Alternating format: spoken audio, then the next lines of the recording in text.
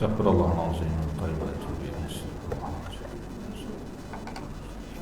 إلى حضرة النبي المصطفى رسول الله صلى الله عليه وسلم ثم إلى أرواح أزواجه وذرياته وأصحابه والتابعين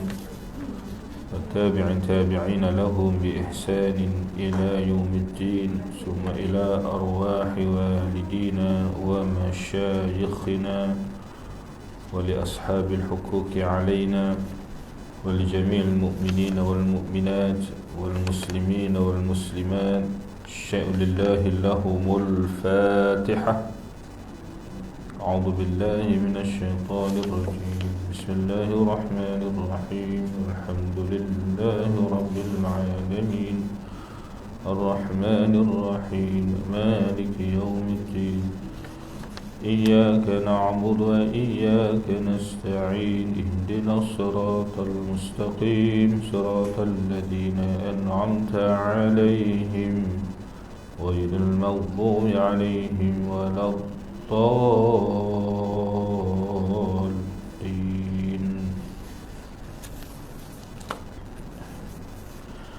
السلام عليكم ورحمة الله وبركاته. الحمد لله رب العالمين وبه نستعين على أمور الدنيا والدين وبه نستغفره. الصلاة والسلام على أشرف الأنبياء والمرسلين سيدنا وحبيبنا وشفيعنا ومولانا محمد وعلى آله وأصحابه وأتباعه إلى يوم الدين. سبحانك لا علم لنا إلا ما علمتنا إنك أنت العليم الحكيم ولا حول ولا قوة إلا بالله العلي العظيم. ثم أما بعد.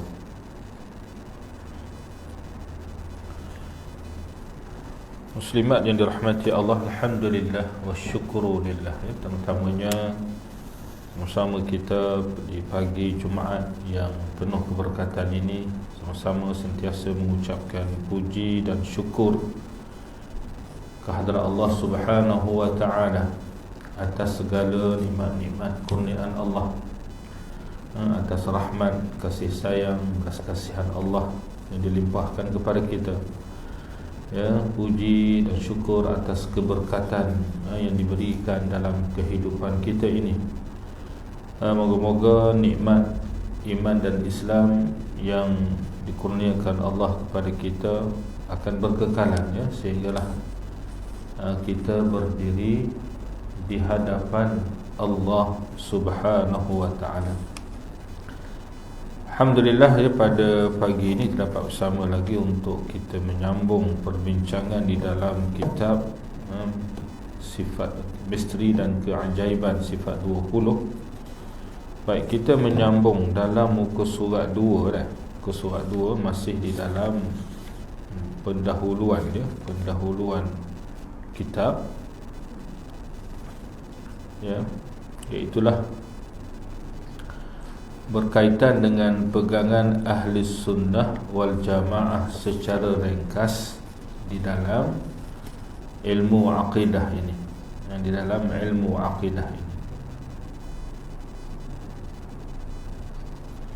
Baik, yang terakhir yang kita telah bincang, yang telah kita sama-sama baca berkaitan dengan bagaimana apabila untuk menetapkan sifat-sifat Allah Subhanahu wa taala, maka ahli sunnah wal jamaah menetapkan kesemua sifat-sifat itu tanpa ada ta'til, yang keduanya tamthil, yang ketiganya tahrif, dan yang keempatnya takyif.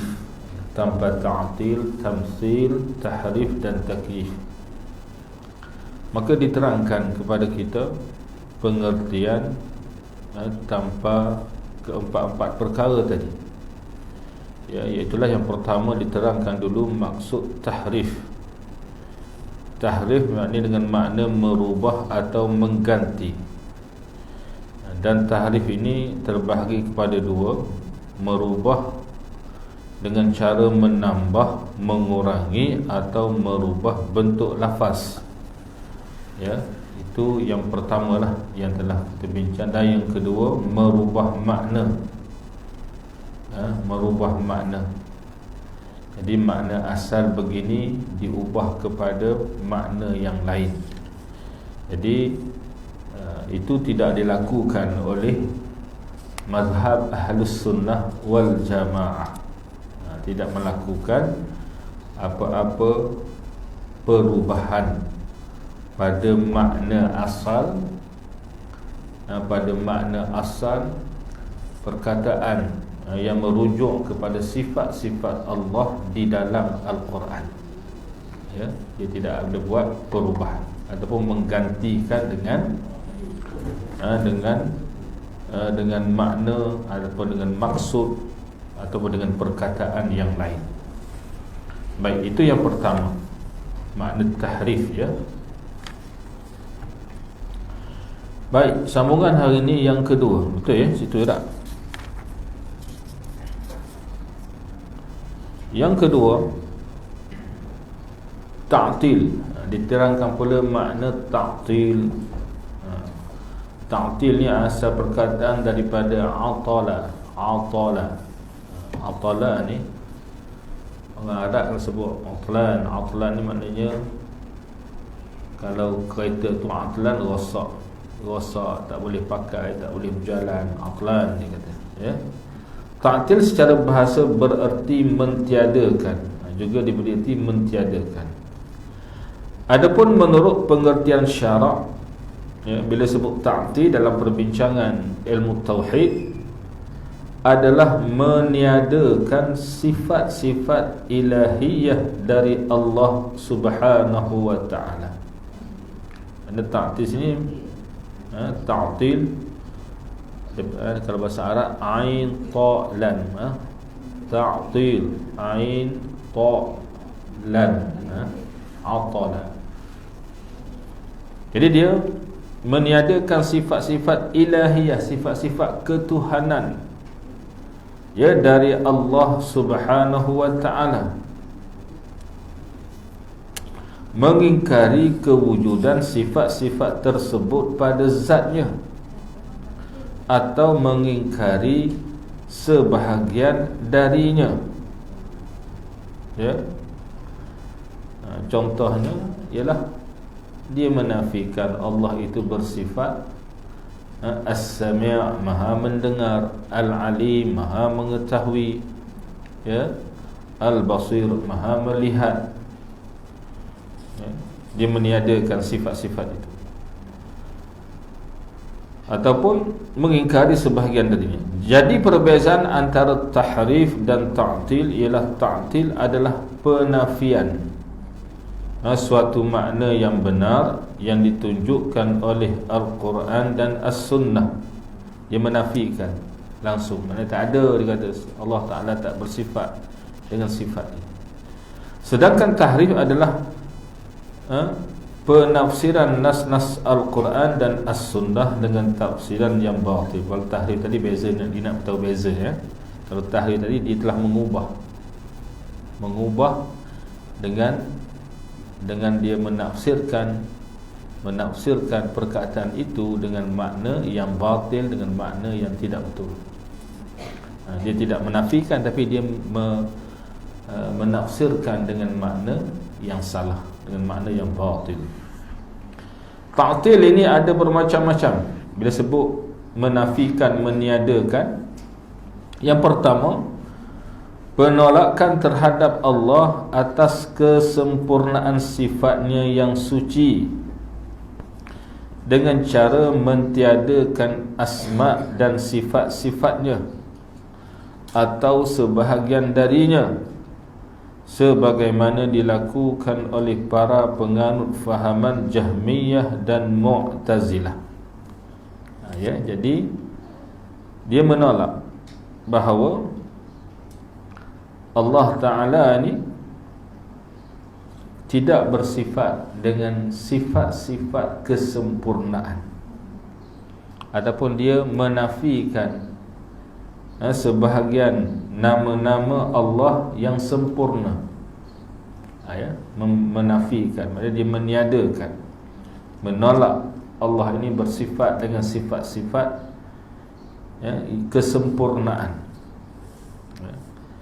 Baik,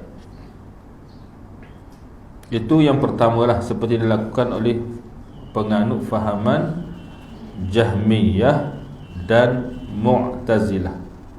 Jadi Mu'tazilah dan Jahmiyah ni antara golongan yang melakukan ta'til dalam bentuk yang pertama ini.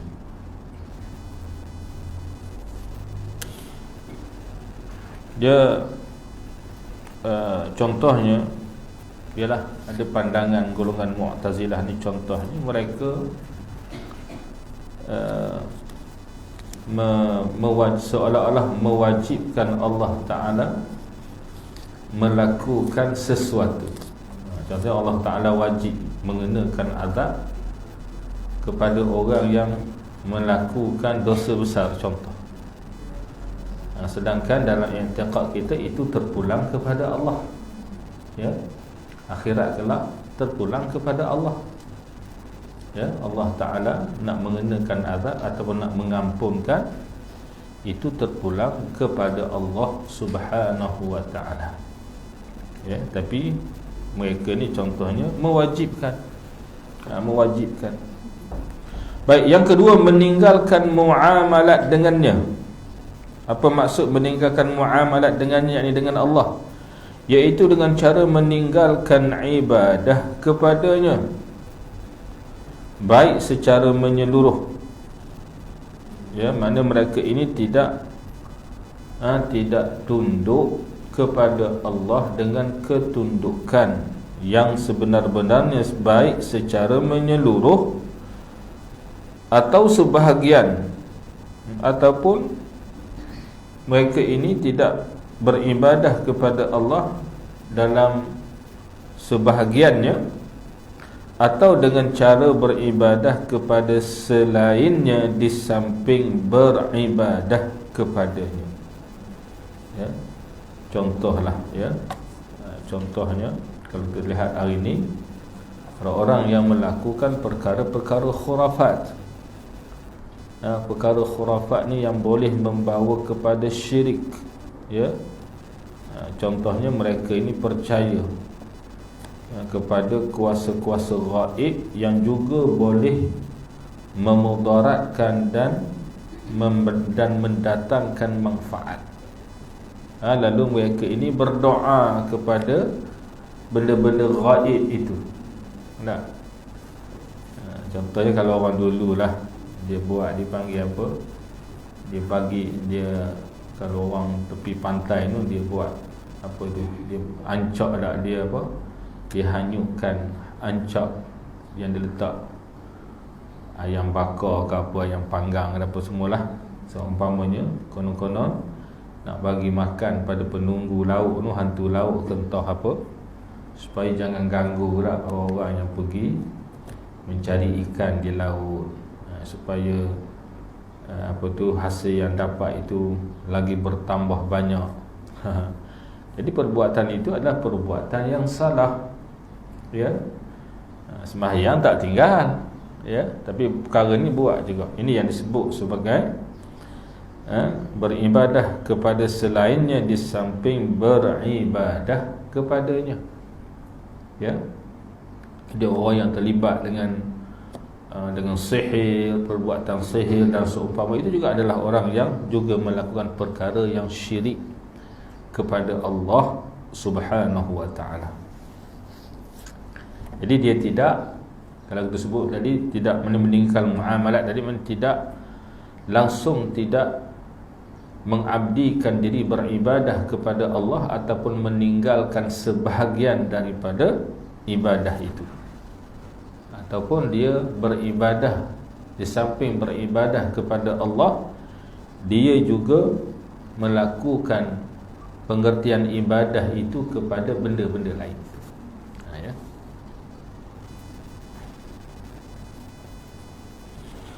Baik.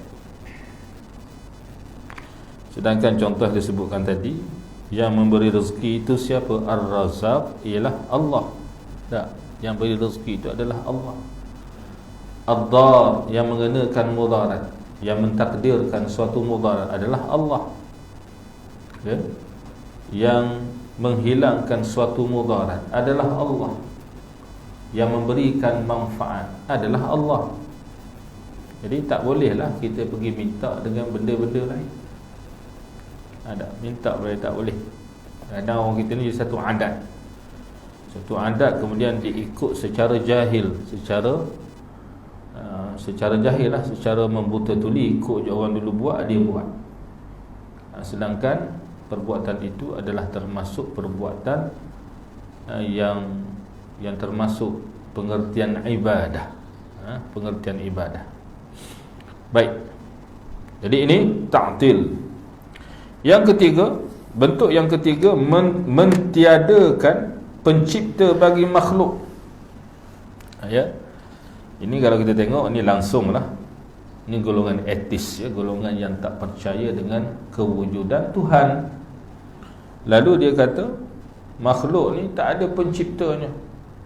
Contohnya pendapat mereka yang mengatakan sesungguhnya alamlah yang mencipta segala sesuatu dan yang mengatur dengan sendirinya. Dia kata semua tu berlaku tu semua adalah perubahan yang berlaku pada alam itu sendiri. Jadi dia pun buat macam-macam teori lah. Bawalah teori tu, teori ni apa, macam teori Charles Darwin dah. Dulu duk belajar sekolah menengah tak? Sekolah menengah tak, saya ingat tingkatan 1 ke apa. Jadi ada dalam buku teks ilmu sains. Cuma kalau cikgu sains tu orang yang ada ilmu pengetahuan juga, dia akan betulkan balik lah. Kalau tidak, tulis je lah. Charles Darwin kata asal manusia daripada apa? Daripada transformasi lah, daripada monyet lah, daripada gitu merangkak jalan, akhirnya berdiri tegak. Tu dia buat lah beberapa fakta begini-begini. Jadi sedangkan itu adalah teori, tapi diguna pakai. Sebab mungkin itulah dilihat teori yang paling munasabah dari sudut akalnya, macam tu lah. Sedangkan kita diberitahu dalam Al-Quran begitu dan begini. Kemudian apa yang Quran beritahu, apa yang sunnah beritahu itu bertepatan pula sekarang ini dengan, kita kata, dengan kajian ilmu perubatannya dan ilmu biologinya semua sekali. Jadi tak ada kena-mengena dengan monyet beruk dan seumpamanya lah. Baik. Jadi alamlah yang mencipta. Jadi dia kata benda-benda yang wujud ni kerana itulah perubahan yang berlaku pada alam, kerana ada interaksi antara makhluk ni dengan makhluk ni. Contoh binatang-binatang ni katalah. Jadi binatang ni dia bersama pula dengan binatang ni, keluar binatang lain pula, binatang ni bercampur binatang lain pula. Itu dia punya teori lah, dia punya teori.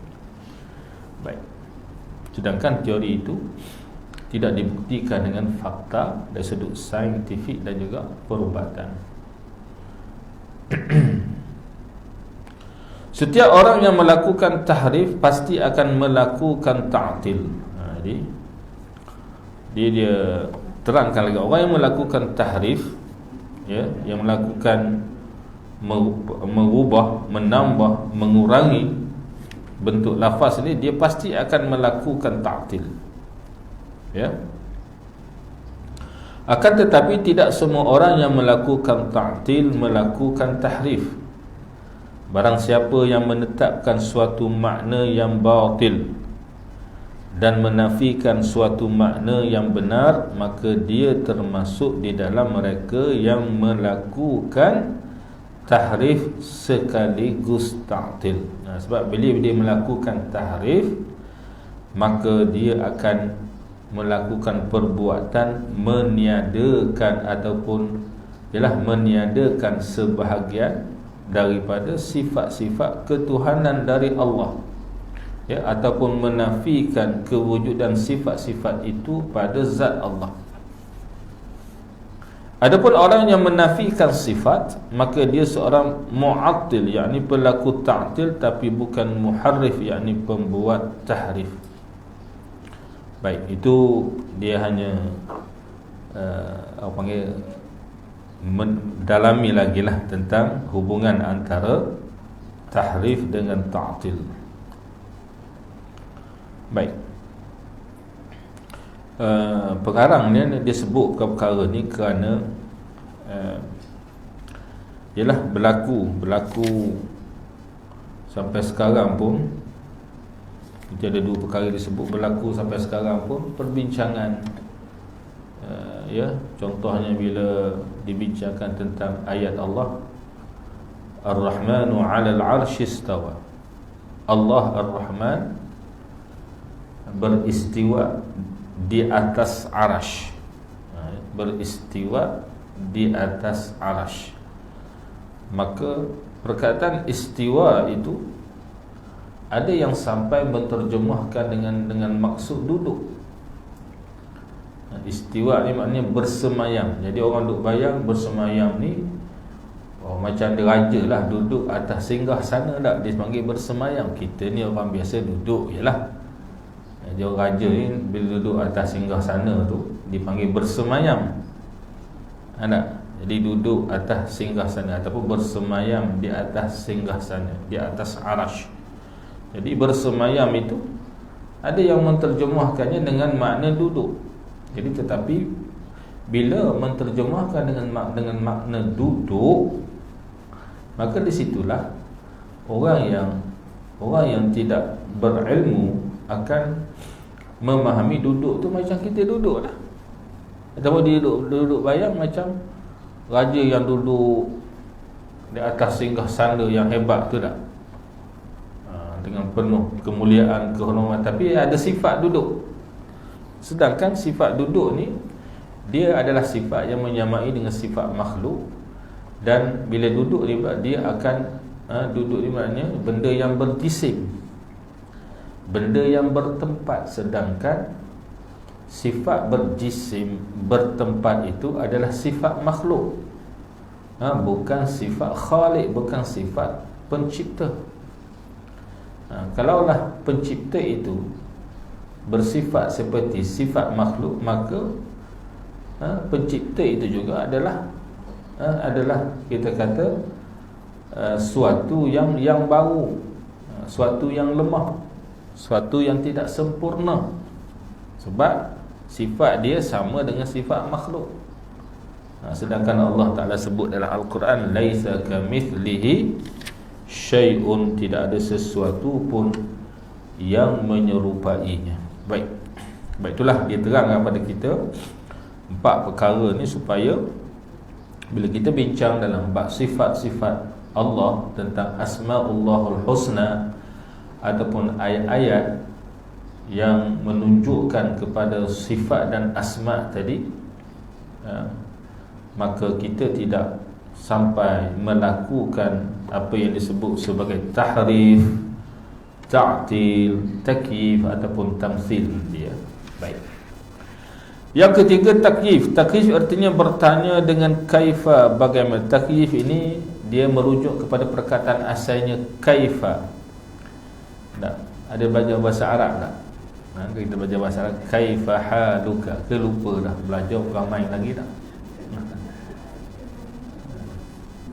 Tapi bila nak guna pakai gelak tak? Gelak sama sendiri. Kaifa haluka, kiki tak jadi dah. Tak? Kaifa halak, ya, kaifa itu maknanya bagaimana, tak? Apa. Jadi takyif ini merujuk kepada perkataan kaifa, maknanya suatu pertanyaan yang memberi erti bagaimana ataupun apa, bagaimana. Takyif. Adapun yang dimaksudkan dengan takyif di sini, bila kita sebut takyif dalam perbincangan ilmu tauhid, adalah menentukan dan memastikan hakikat sesuatu sifat dengan menetapkan bentuk atau keadaan tertentu untuknya. Itu dia. Jadi jangan sampai kita ini menentukan hakikat sesuatu sifat atau hakikat sesuatu bentuk daripada perkataan itu. Nanti dia akan sebut dalam bab bersemayam juga, istiwa ini. Jangan kita bayangkan duduk atas singgasana, ya. Tapi perkataan bersemayam itu kita faham tak? Bersemayam tu. Tapi jangan kita bayangkan duduk. Nanti dia akan faham. Mentiadakan bentuk atau keadaan bukanlah bererti bersikap tidak mahu tahu terhadap makna yang terkandung dalam sifat-sifat tersebut. Ya, sebab makna tersebut diketahui dari bahasa Arab. Bila kalau kita kata istiwa ni, istiwa, summastawa tu, istiwa itu kalau rujuk bahasa Arab bermakna bersemayam ataupun duduk, merujuk pada duduk di atas singgasana. Ya, bukan makna kita tak mahu tahu makna yang terkandung dalam perkataan yang menunjukkan kepada sifat-sifat tersebut. Tetapi kita tidak boleh menentukan bentuk dan keadaan itu kepada Allah, kerana Allah itu adalah Khaliq, bukannya makhluk. Allah itu adalah pencipta. Allah itu bukannya makhluk. Allah ni bukan benda baru. Allah bersifat dengan qidam. Baik, inilah fahaman yang dianuti oleh kaum salaf, yakni para umat Islam salafus salih, berpegang begitu, sebagaimana yang dituturkan oleh Imam Malik ketika ditanya tentang bentuk atau keadaan istiwa. Bila merujuk kepada ayat Allah, kepada ayat Al-Quran, thumma stawa 'alal 'arsy. Maksudnya kalau dalam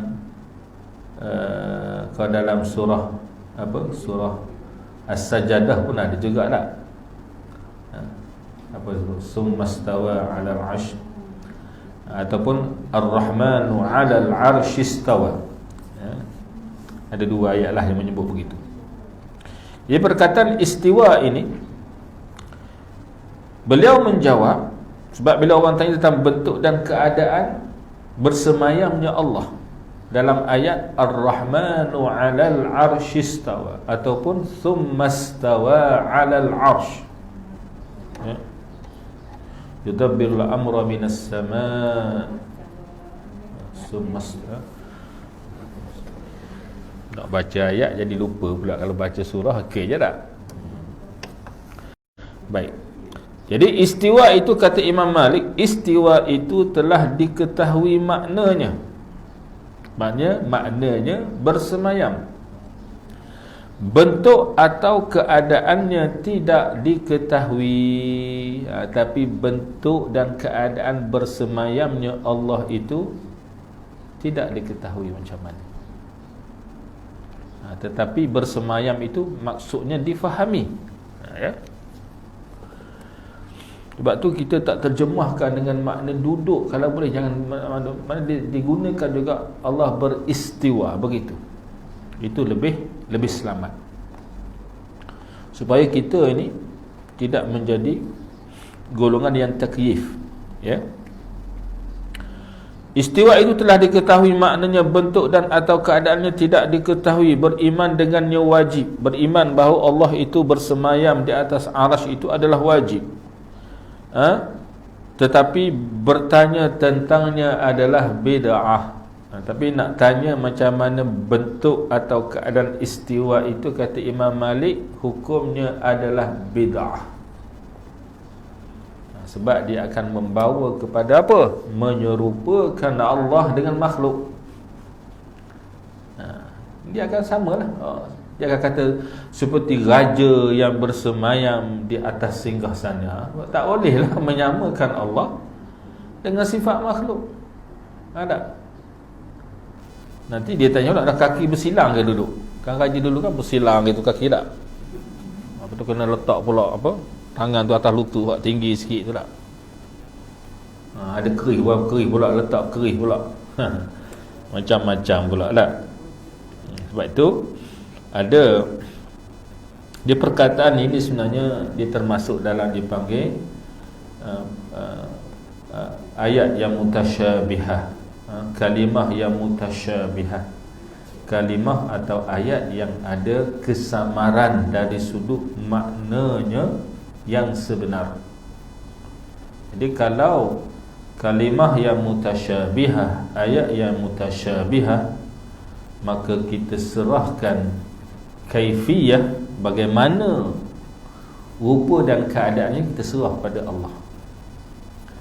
Contoh ada dalam Al-Quran juga, Allah Ta'ala sebut tu, sebut anggota yang seumpama ada pada anggota manusia. Yadullah fawqa aydihim, tangan Allah berada di atas tangan-tangan mereka. Tangan Allah.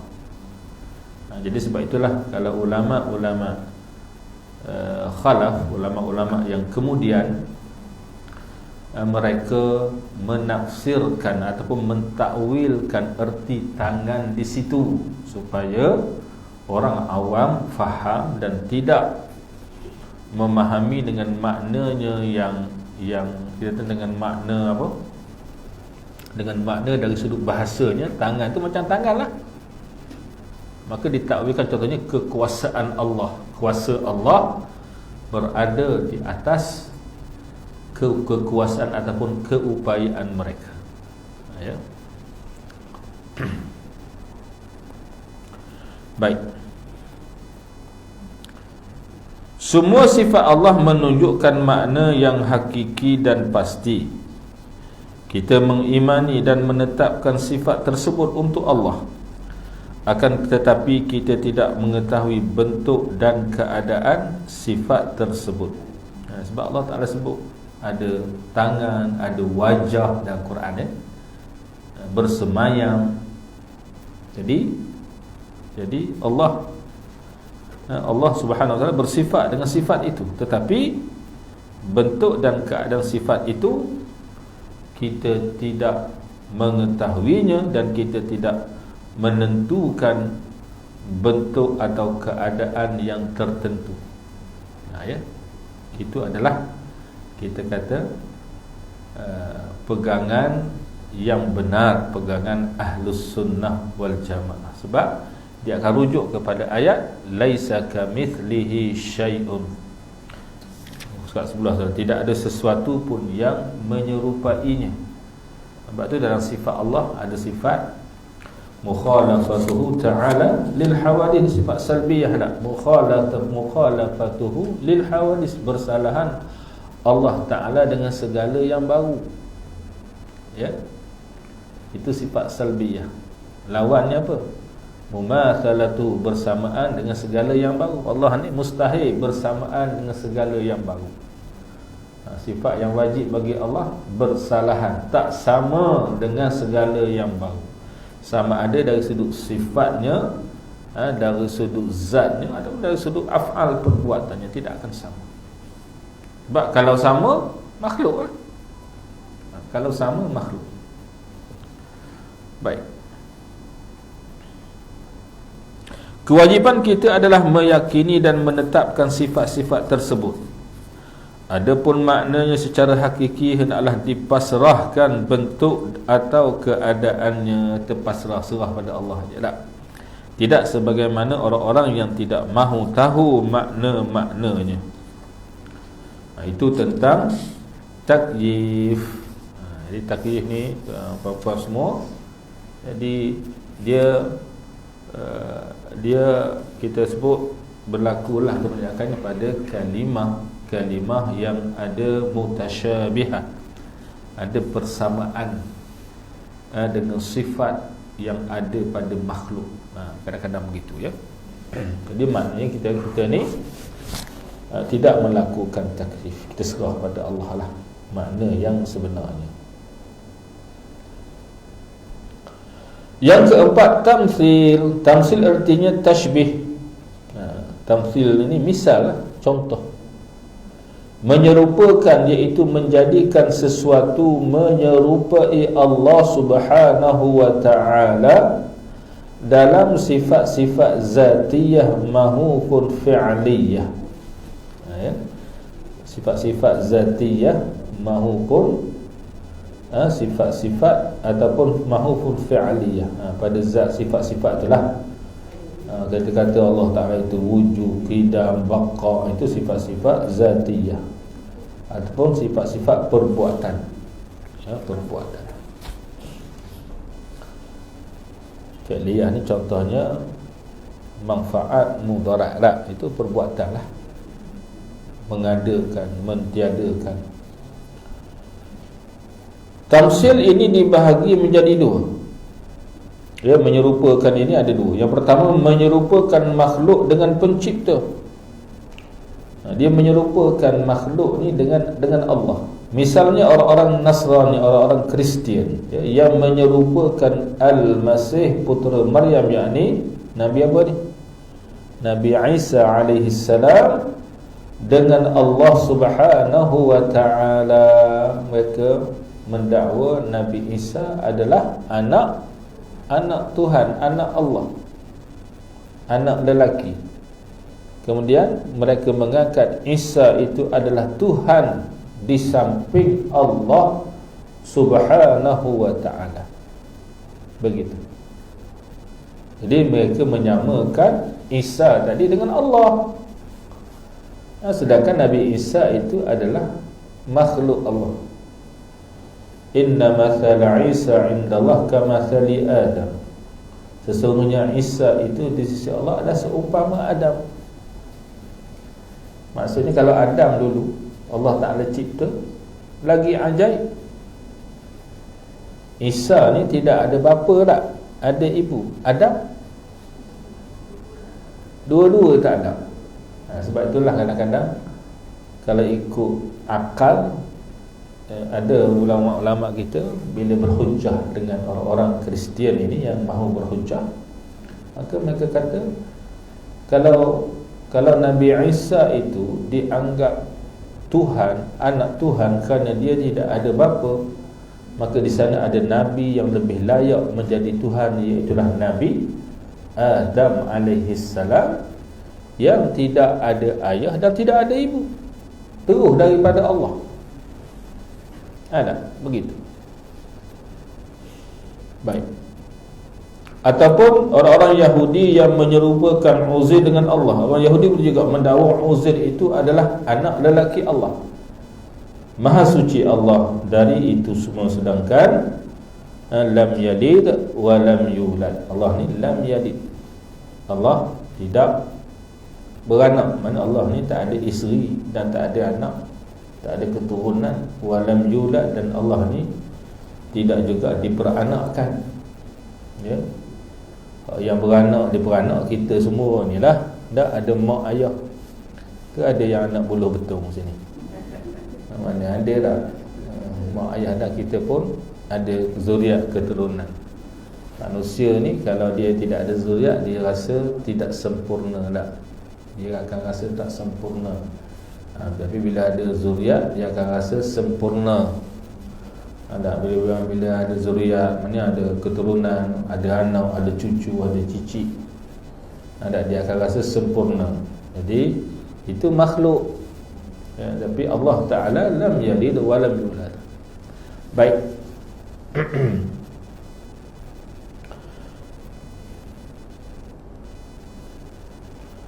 Yang kedua, menyerupakan pencipta dengan makhluk. Tadi menyerupakan makhluk dengan pencipta, ini menyerupakan Allah pula dengan makhluk. Contohnya orang yang menyatakan Allah mempunyai wajah seperti wajah yang dimiliki oleh makhluk. Sebab dalam Quran ada Allah Ta'ala sebut wa yabqa wajhu rabbika. Ataupun kita baca doa wajjahtu wajhiya lilladzi, aku mengadapkan wajahku kepada wajah tu wajhiya lilladzi fatara, yang mencipta, yang mengatur langit, alam langit dan bumi. Kita kata kita menghadapkan wajah kita kepada wajah Allah.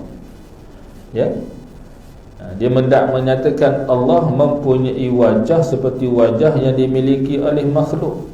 pendengaran sebagaimana pendengaran yang dimiliki oleh makhluk. Allah itu As-Sami', Maha mendengar.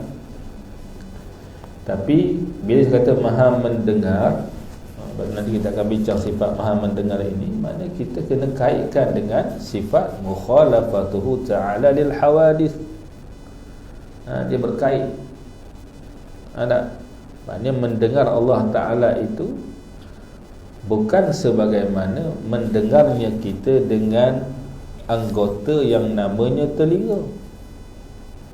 Ada. Jangan kita kata Allah pun mendengar seperti mendengarnya manusia. Nanti orang tanya, telinga Allah besar mana? Sebab Allah Ta'ala boleh mendengar semua sekali tak? Jadi bukan begitu. Tak boleh disamakan. Atau dia kata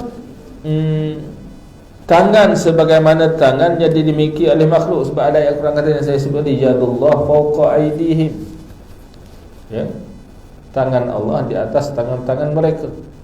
Serta penyerupaan lain yang batil, Maha suci Allah daripada apa yang mereka ucapkan. Jadi dia samakan pencipta dengan makhluk. Syekh Abdul Aziz bin Baz berkata, ini salah seorang mufti di negara Saudi. Beliau berkata ada tashbih jenis yang ketiga, dia tambah lagi, iaitu menyerupakan pencipta dengan ma'dumat, menyerupakan Allah dengan benda sesuatu yang tidak ada. Benda tu dah tak ada lah, yang mustahil, tidak sempurna dan benda-benda mati. Menyerupakan Allah dengan benda yang ma'dumat, yang sudah tidak ada, yang mustahil, benda yang mustahil ada, yang tidak sempurna, ataupun dengan benda-benda yang telah mati. Inilah tashbih yang dilakukan oleh orang-orang yang memegang fahaman Jahmiyah dan Mu'tazilah. Ya. Baik. Dia Mu'tazilah ni dia ada pecahan-pecahan ni pula lah. Ya. Ada pecahan-pecahan. Nanti dalam perbincangan kandungan kitab ni dia akan cerita lagi lah, akan cerita. Baik. Okey, kita lihat lagi tentang yang keduanya, metod ataupun cara, kaedah, metodologi ahli sunnah dalam menetapkan asma dan sifat bagi Allah. Bagaimana jalannya, caranya yang pakai oleh, kita kata, golongan ahli sunnah wal jamaah di dalam perbincangan mereka berkaitan dengan Asma'ullahul Husna dan juga sifat-sifat Allah Subhanahu wa ta'ala. Ahli sunnah wal jamaah menetapkan apa yang telah ditetapkan oleh Allah untuk dirinya secara tafsil. Ya. Jadi Allah Ta'ala yang menyebut bahawa Dia yang bersifat dengan sifat-sifat ini. Contoh nanti dia akan bawa ayat bawah tu. Contohnya Allah Ta'ala berfirman, wa huwas sami'ul basir. Kalau kita rujuk dalam surah Asy-Syura ayat yang ke-11, Allah Ta'ala sebut wa huwas sami'ul basir, dan dialah yang maha mendengar lagi maha melihat.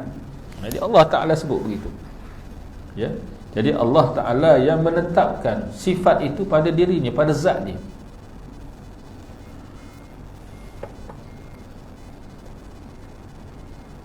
Kerana itu semua nama dan sifat yang telah ditetapkan oleh Allah bagi dirinya atau oleh Rasulullah sallallahu alaihi wasallam, mereka yakni Ahlus Sunnah wal Jamaah tetapkan untuk Allah. Jadi kita ni Ahlus Sunnah wal Jamaah menyatakan bila Allah Ta'ala kata ni nama Allah, ini sifat Allah, maka itulah yang kita katakan inilah sifat-sifat yang wajib bagi Allah sesuai dengan keagungan sifatnya. Ya. Sebaliknya, Dan dia kata dalam waktu yang sama, di sebaliknya, Ahlus Sunnah wal Jamaah menafikan apa yang telah dinafikan oleh Allah dari dirinya atau Rasulnya, dengan penafian secara ijmal, yakni secara keseluruhan, berdasarkan kepada firman Allah dalam ayat yang sama, laisa kamitslihi syai', tidak ada sesuatu pun yang menyerupainya. Baik, kalau kita tengok ayat ni, saya ambil ayat penuh ni. Allah Ta'ala berfirman, a'udzubillahi minasyaitonir rajim, fatirus samawati wal ard, ja'ala lakum min anfusikum azwajan wa minal an'ami azwaja yadra'ukum fih, laisa kamitslihi syai' wa huwas sami'ul basir. Dialah yang menciptakan langit dan bumi. Ia menjadikan bagi kamu pasangan-pasangan dari jenis kamu sendiri, dan menjadikan dari jenis binatang-binatang ternak pasangan-pasangan, yakni bagi binatang-binatang itu. Dengan jalan yang demikian dikembangkannya zuriat keturunan kamu semua. Tiada sesuatu pun yang sebanding dengan zatnya, sifat-sifatnya dan pentakbirannya. Dan dialah yang maha mendengar lagi maha melihat. Jadi kita menafikan secara ijmal, berdasarkan firman Allah, laisa kamitslihi syai'un.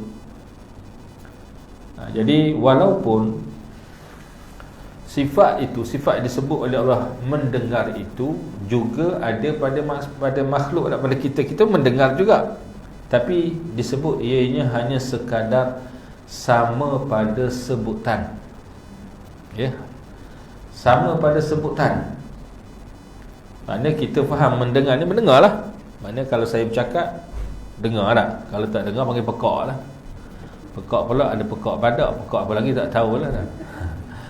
Jadi kalau tak dengar, panggil pekak. Ya, jadi kita faham sifat mendengar tu macam mana. Tetapi mendengar Allah itu laisa kamitslihi syai'. Dia kena kaitkan begitu. Tidak sama dengan sesuatu apa pun.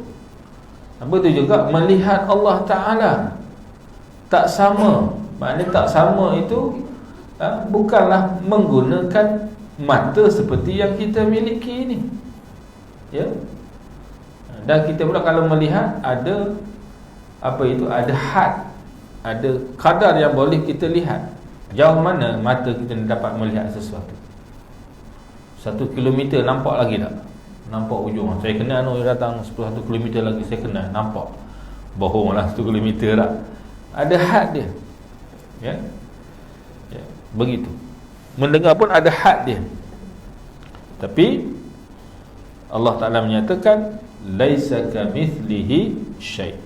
Jadi Allah Ta'ala, kita ini menetapkan suatu sifat, suatu nama, suatu af'al sebagaimana yang Allah Ta'ala tetapkan untuk zatnya. Begitu juga kita menafikan secara ijmal apa-apa yang dinafikan oleh Allah dan Rasulnya berdasarkan firman Allah, laisa kamitslihi syai'. Jadi kalau kita dengar penerangan yang menyebutkan bahawa sifat Allah tu disamakan dengan sifat manusia, itu adalah penerangan yang batil. Itu adalah kenyataan yang batil. Sebab apa? Sebab Allah Ta'ala beritahu awal dah, laisa kamitslihi syai'un. Penafian sesuatu menuntut kepada penetapan sebaliknya. Jadi kalau dinafikan yang ni, yang ditetapkan adalah yang bertentangan dengannya, iaitu kesempurnaan. Jadi Allah Ta'ala bila menafikan sifat-sifat tadi bersifat dengan kekurangan. Sebab contoh tadi, kita ni melihat kita, mendengar kita, sempurna ke tak sempurna? Tak sempurna. Kalau kawan hujung ni berbisik 2 orang, kita 2 hujung ni tak dengar dah. Kalau dia kata saya dengar tu bisik apa, bohong lah.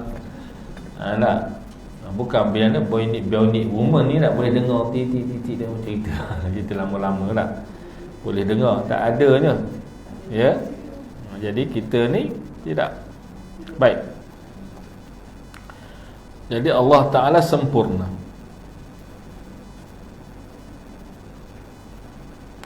Jadi kita mengisbatkan kesempurnaan. Semua yang dinafikan oleh Allah dari dirinya, dari zatnya itu, sama ada kekurangan atau persekutuan makhluk dalam hal-hal yang khusus baginya, menunjukkan penetapan kesempurnaan yang merupakan lawannya. Jadi bila Allah Ta'ala dan Rasulullah menafikan sifat-sifat yang ada unsur kekurangan dan juga ada unsur persekutuan, yakni ada unsur perkongsian dengan makhluk, maka bermakna Allah Ta'ala menetapkan ataupun menisbatkan sifat-sifat kesempurnaan kepada zatnya. Penafsiran secara ijmal dan penetapan secara tafsil, iaitu dalam firman Allah yang bermaksud, firman Allah dalam surah Asy-Syura digabungkan dua ayat tadi. Allah Ta'ala berfirman, laisa kamitslihi syai'un wa huwas sami'ul basir. Tuh, tidak ada sesuatu pun yang menyerupainya, dan dia maha mendengar lagi maha melihat. Tengok, kalau kita lihat, mendengar dan melihat sama tak dengan sifat yang ada pada kita? Dari sudut sebutan tu samalah. Kita juga melihat, kita juga mendengar. Tapi Allah Ta'ala dah sebut awal, laisa kamitslihi syai'. Allah ni tak sama dengan sesuatu apa pun, dan dia Tuhan yang maha mendengar lagi maha melihat. Itu yang dia kata, dia nafikan secara ijmal, laisa kamitslihi syai', itu dia nafikan secara ijmal, secara menyeluruh. Kemudian diisbatkan, ditetapkan sifatnya secara tafsil, iaitulah maha mendengar lagi maha melihat. Jadi mendengar itu sempurna, melihat itu sempurna. Kalau mendengar dengan telinga, dia tidak akan sempurna. Tak sempurna lah kalau dengar telinga. Sebab telinga kita ni, macam saya sebut tadi lah, dia terhad. Ada terhad ni, contohlah kita ada handphone ni, ada handphone. Semua orang ni, benda yang tak boleh berpisah, kembar siam dia handphone. Ada, baik tua, baik muda, ni nak tidur pun dengan handphone. Kalau benda lain, suami sebelah tak ada pun tak apa, handphone kena ada dah. Cari mana dalam gelap tu jumpa lagi. Baik. Kita lihat handphone ni, dia kita berhubung tu guna, kita boleh telefon, boleh dengar suara dia menggunakan, dia panggil apa tu, frekuensi getaran bunyi yang rendah, yang sangat rendah, yang mana bunyi itu tidak boleh didengar oleh telinga kita. Kalau boleh didengar, agak-agak ni kita duduk dengar macam-macam orang ni bercakap, mengompak, mengata ni dalam handphone ni, duduk orang ni dalam waktu yang sama ni di taman ni berapa ribu orang duduk guna handphone kan, duduk pakat dengar semua, pakat jadi gila rasanya lah, dengar macam-macam. Dia guna frekuensi yang tak boleh dengar. Tapi bila kita nak dengar ni, kita kena ada ni lah, apa panggil apa, speaker ni ada tak. Kalau speaker kita ni tak berfungsi, tak dengar juga. Maknanya dia ada, telinga kita ni pun ada hak dia. Maknanya telinga kita ni sempurna, tak sempurna, tidak sempurna. Baik. Sebab tu digunakan frekuensi yang berbeza. Macam siaran radio lah diguna ni adalah hak-hak dia, ada nombor dia tu berapa-berapa. Contohnya radio IK, berapa nombor dia tak? 102 ke? Tak. Baik.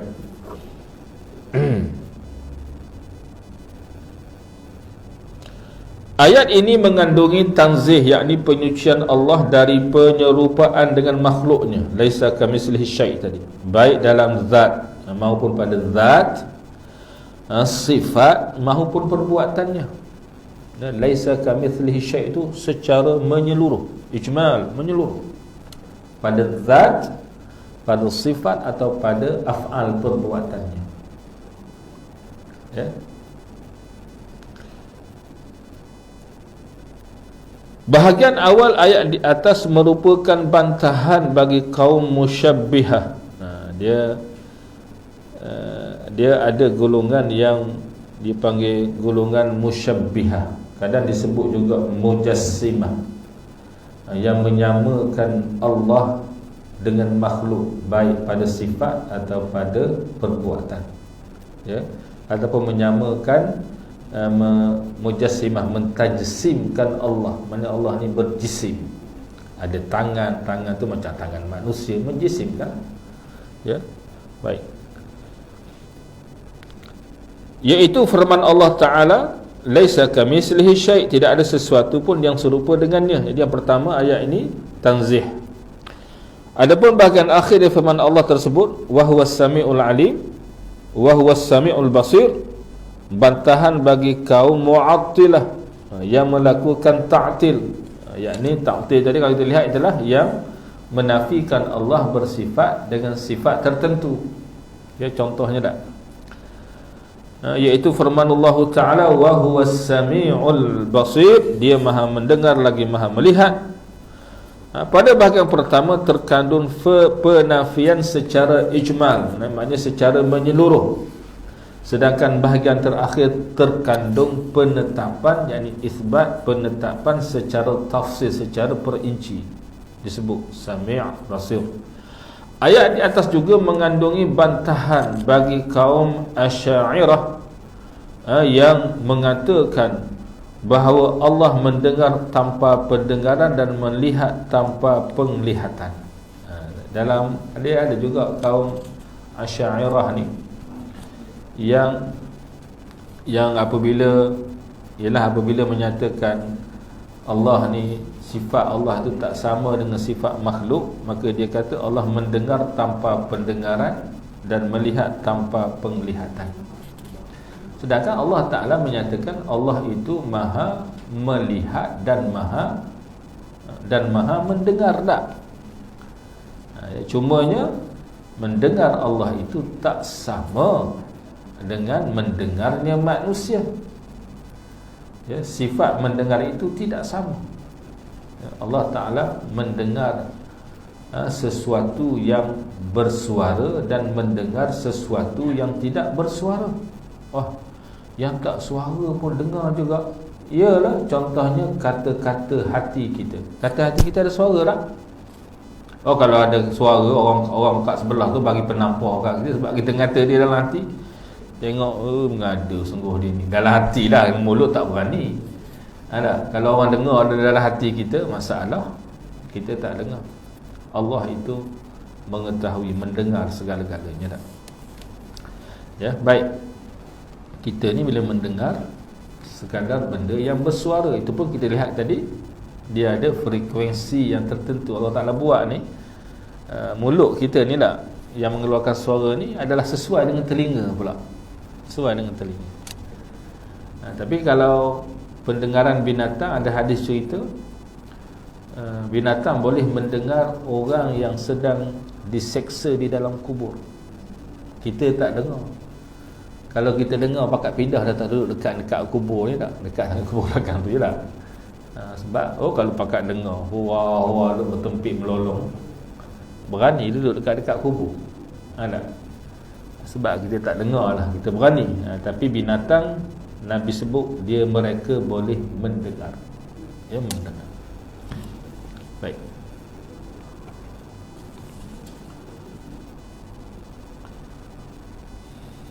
Syekh Islam Ibn Taymiyah menyebutkan ayat di atas diikuti dengan surah Al-Ikhlas dan ayatul Kursi.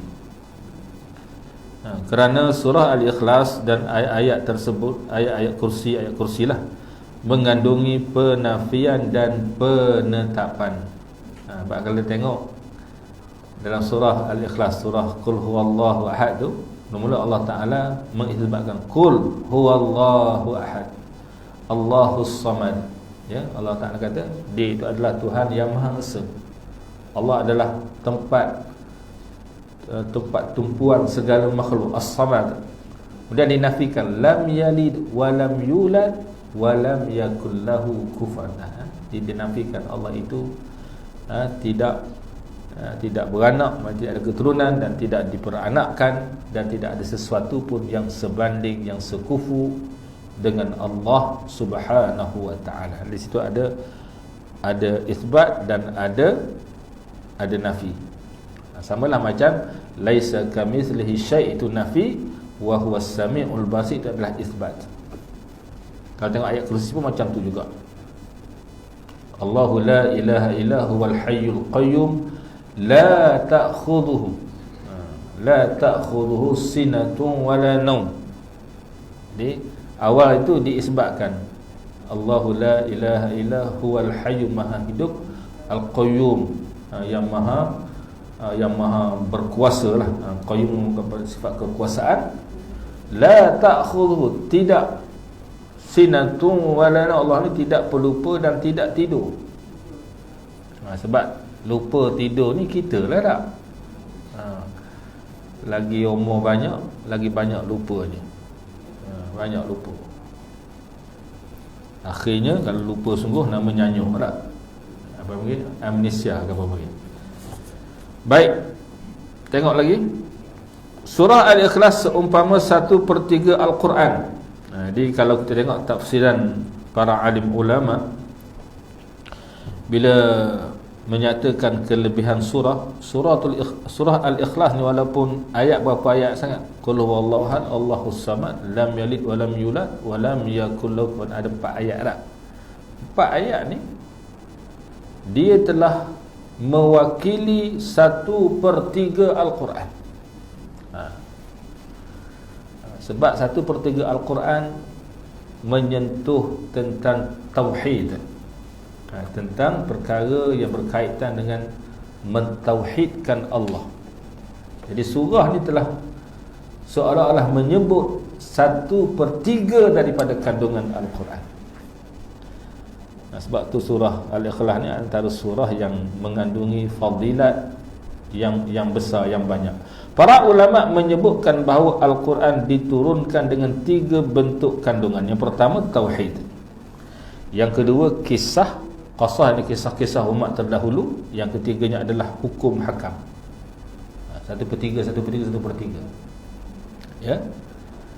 Jadi surah Al-Ikhlas menyebut tentang tauhid, sedangkan surah Al-Ikhlas mengandungi tauhid dengan ketiga-tiga bentuknya, iaitu tauhid uluhiyah, tauhid rububiyah dan tauhid asma' was sifat.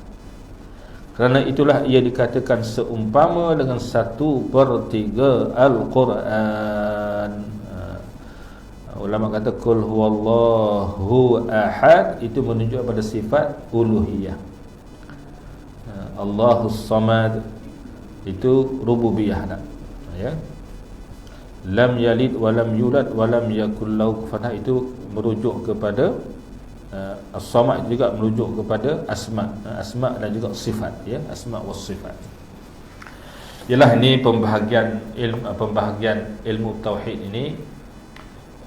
Ulama ada berbagai-bagai pandangan lah, ya.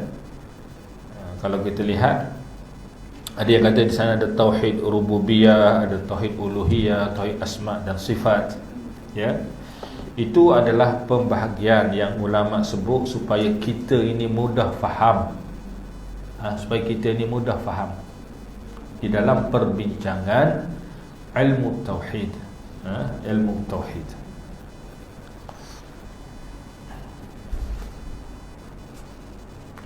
Kerana itulah dikatakan ia seumpama 1/3 Al-Quran. Baik.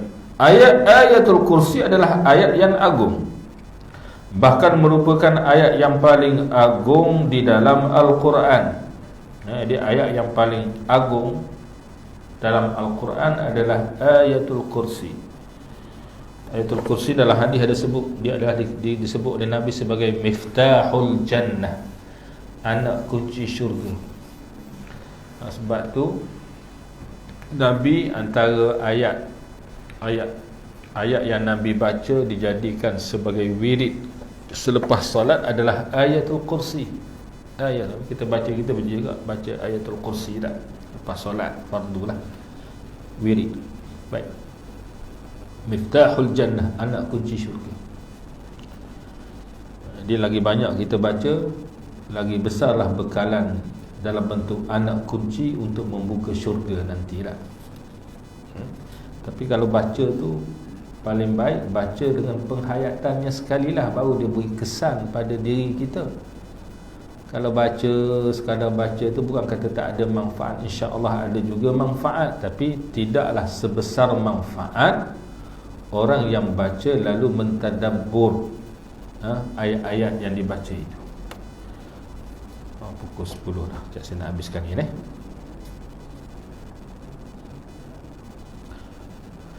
Itu disebabkan ia, yakni ayatul kursi, mengandungi nama-nama Allah yang maha indah dan sifat-sifatnya yang maha tinggi. Bacalah daripada awal dah. Allahu la ilaha illa huwal hayyul qayyum la ta'khudhuhu sinatun wa la nawm lahu ma fis samawati wa ma fil ard man dzal ladzi, hingga akhir tu kita akan lihat dia menyebutkan nama-nama Allah yang maha indah, sifat-sifatnya yang maha tinggi.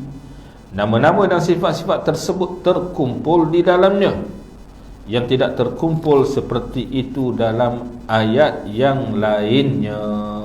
Sebab tu dikatakan ayat yang paling agung. Contohnya di sana ada hadis menyebut bahawa di sana ada istilahnya dinamakan Ismullahul A'zam, nama Allah yang paling agung. Nama Allah yang paling agung. Ada hadis menyatakan kalau orang itu menyebut nama Allah yang paling agung lalu dia berdoa, maka doanya itu pasti dimakbulkan oleh Allah. Jadi antaranya ada riwayat menyatakan nama yang paling agung itu adalah Allahu la ilaha illa huwal hayyul qayyum. Ya. Baik. Oleh itu ayat yang mengandungi makna-makna agung ini layak untuk menjadi ayat yang paling agung dalam kitabullah, yakni dalam Al-Quran. Mazhab ahli sunnah tentang asma' dan sifat Allah secara tafsil. Baik, jadi kita berhenti setakat itu dulu lah, ya. Biasalah bila muqaddimah ni dia macam kena banyak sikit syarah ni, supaya nanti muqaddimah ni dia menerangkan asas nanti bila kita masuk dalam perbincangan sifat yang pertama. Maka insya-Allah kita ni tak payah nak ulang lagi lah tentang apa yang disebutkan tadi, tentang tahrif, tentang ta'til, tentang takyif, tentang tamsil, tentang dikatakan tadi nafi, menafikan secara ijmal, laisa kamitslihi syai', kemudian menithbatkan, maknanya menetapkan pula secara tafsil, wa huwas samiul basir, dan ayat-ayat yang seumpama itu. Maka nanti bila kita bincang dalam bab sifat-sifat Allah, sifat-sifat yang wajib bagi Allah, sifat-sifat yang mustahil, maka perbincangan kita itu akan jadi lebih mudah dan jadi lebih jelas insya-Allah. Wallahu a'lam bis-shawab. Ada soalan ke?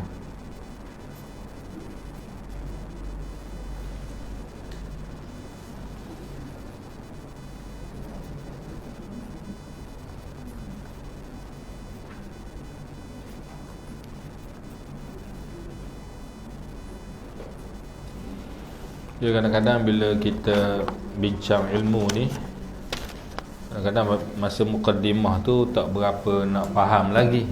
Jadi kena sabar dululah. Nak kalau belajar 2 kali nak terus jadi alim, yang tu hebatlah nak. Jadi kita belajar dulu, nanti lama bila banyak kita baca tu insya-Allah barulah jelas kepada kita. Biasalah mula-mula tu kena manjat tu, kena agak, kalau kita memanjat tu kena agak rumit lah bagi kita tak. Lama-lama bila kita dah biasa, maka insya-Allah benda tu akan jadi lebih mudahlah di masa yang mendatang insya-Allah. Macam orang belajar ilmu agama lah, bukan kata dia belajar sehari terus halim. Tak. Saya dulu kalau kata belajar tu, maknanya masa duduk peringkat i'dadi sanawi tu kira hafal je, hafal. Kadang-kadang tak tahu nak guna apa yang dihafal tu tak. Matan tu, matan ni kena hafal, masuk je dalam otak ni tak. Rupanya tu pergi Azhar tu guna balik benda tu. Masuk Azhar tu, Universiti Al-Azhar. Kalau kita hafal i'dadi sanawi itu yang kita guna balik. Oh katanya aku belajar dah hafal dah dulu. Tapi dulu tak tahu nak guna, tak berapa nak faham. Sebab ialah masa tu baru belajar tak. Tapi itu maknanya kita kata tangga tu lah. Jadi sebab itulah kadang-kadang ada beberapa ilmu tu dianggap kita nampak agak berat, tapi insya-Allah bila kita sabar dan kita jelas pada kita lepas tu, insya-Allah akan dipermudahkan oleh Allah Taala. A'udzubillahi minasyaitonir rajim. Bismillahirrahmanirrahim. Alhamdulillahirabbil alamin. Wassalatu wassalamu ala asyrafil anbiya'i wal mursalin wa ala alihi wa sahbihi ajma'in. Allahumma innaka 'afuwwun karimun tuhibbul 'afwa fa'fu 'anna wa 'an walidina warhamhum kama rabbawna shighara wa 'an jami'il mu'minina wal mu'minati bi rahmatika ya arhamar rahimin. Allahumma 'allimna mimma yanfa'una wanfa'na mimma 'allamtana. Allahumma zidna 'ilma warzuqna fahma. اللهم اجعلنا من الذين يستمعون القول فيتبعون أحسنه. اللهم دبرنا يا الله فإنا لا نحسن التدبير. اللهم ردنا إلى دينك الإسلام ردا جميلا. اللهم عافنا من كل بلاء الدنيا وعذاب الآخرة والشر الدنيا والشر الآخرة. اللهم ربنا آتنا في الدنيا حسنة وفي الآخرة حسنة وقنا عذاب النار. وصلى الله على سيدنا محمد وعلى آله وصحبه وبارك وسلم والحمد لله رب العالمين. تقبل الله منا ومنكم. Kita tangguhkan dengan kafaratul majlis dan suratul Asr. Subhanakallahumma wa bihamdik, asyhadu an la ilaha illa anta, astaghfiruka wa atubu ilaik. Bismillahirrahmanirrahim. Wal 'asr innal insana lafi khusr إلا الذين آمنوا وعملوا الصالحات وتواصوا بالحق وتواصوا بالصبر. أقول لكم قولي هذا وأستغفر الله العظيم لي ولكم. السلام عليكم ورحمة الله وبركاته.